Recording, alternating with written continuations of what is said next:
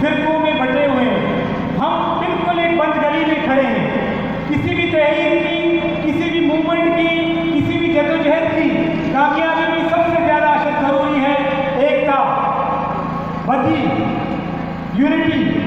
लेकिन मैं समझता हूँ कि हमारे दरमियान वो एकता, वो बदी, वो इत्तेहाद, वो यूनिटी अभी पैदा नहीं हुई। जब तक हम यूनिटी की तरफ नहीं जाएंगे, हम बदी की तरफ नहीं जाएंगे, हम एक होने की तरफ नहीं जाएंगे, तो हमारी किसी किस्म की तहरीक कामयाब नहीं हो सकती। हमारे जहनों में एक दूसरे के लिए शुकूक व शुबहात हैं। हमें उन शुकूक व शुबहात को ख़त्म करना होगा और मंशियात जैसे एक जो मसला पूरे मदीर का मसला है, हर वोट का मसला है, हर घर का मसला है, उसके लिए कम अज़ कम हमें एक होना पड़ेगा। मैं वैसे कादिर आज इस रैली के तवज्जुह से ऐलान करना चाहता हूँ कि मेरी सियासत किसी एक मखसूस कम्युनिटी, किसी एक मखसूस इलाके, किसी एक मखसूस व्यक्ति के लिए नहीं है। मेरी सियासत पूरे मलीर के लिए है। वो आजकल इन नशे में वरतल आहे जेके भी काम सुख कान्हे समाजी पहलू ते मुंहिंजो दोस्त अमर को ॻाल्हाई वियो उहो छो थो करे ऐं इहा ॻाल्हि खे न दोहराईंदुसि, पर जेकॾहिं तव्हां सर्वे कयो त असांजो 75% नौजवान के न के नशे में मुब्तला आहे। हिकिड़ो त नशा इहे आहिनि, ॿियो जेको शऊरी नशो आहे जेके आउं ज़मीन जे नाले सां चवां थो।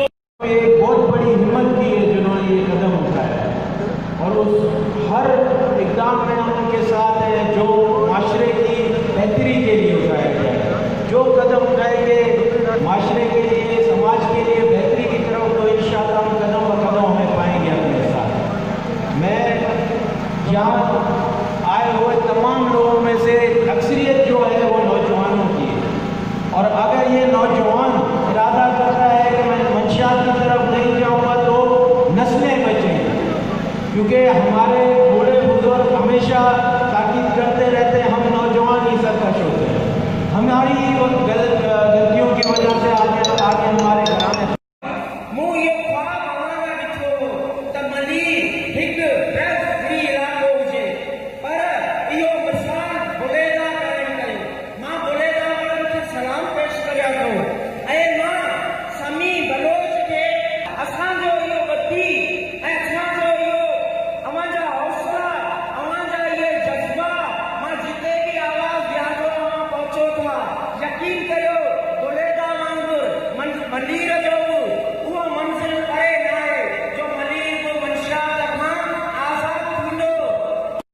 वालदेन खे, उस्तादनि खे, सभिनी खे मुखातिब थियणु चाहियो। असां जॾहिं बि मंशियात जे हवाले सां इन क़िस्म जा प्रोग्राम कयूं था त असां हिन मुख़्तलिफ़ पहलुअनि ते ॻाल्हायूं था, पर हिन हवाले सां जेको सभिनी खां अहम पहलू आहे जंहिंखे असां हमेशह नज़रअंदाज़ कंदा रहिया आहियूं ऐं आउं सम्झां थो त जेको हिन मंशियात में जड़ आहे उहो आहे समाजी पहलू। असां समाजी हवाले सां कहिड़ो किरदारु अदा कयूं। ही जेको गडापो वारी एरिया आहे उन जे हवाले सां मुंहिंजे ख़्याल में ही अहिड़े क़िस्म जो पहिरियों प्रोग्राम हिन सॼे तर में मंशियात ईअं जेको असांजो नौजवान नस्ल उनखे ईअं वकोड़े वेई आहे उॾोही वांगुरु जो मुंहिंजे ख़्याल में जेकॾहिं माण्हू ॾिसे त असांजो 70-75% जेको नौजवान उहो कंहिं न कंहिं हवाले सां कंहिं न कंहिं मंशियात जे वर चिड़ियल ऐं अहिड़ो क़िस्म जो जेको प्रोग्राम हाणे जेकॾहिं मंशियात जी माण्हू ॻाल्हि थो करे त नशा बि खोड़ क़िस्मनि जा हूंदा आहिनि ऐं के अहिड़ा नशा जेके जिस्मानी रूहानी माण्हू जी सिहत ते असर था विझनि, के वरी नशा अहिड़ा आहिनि जेके माण्हू जे शऊर खे ई सुम्हारियो छॾीनि, माण्हू जे ज़मीरनि खे ई सुम्हारियो छॾीनि। खोड़ अहिड़ियूं ॻाल्हियूं आहिनि, रुगो इहो नशो कोन्हे।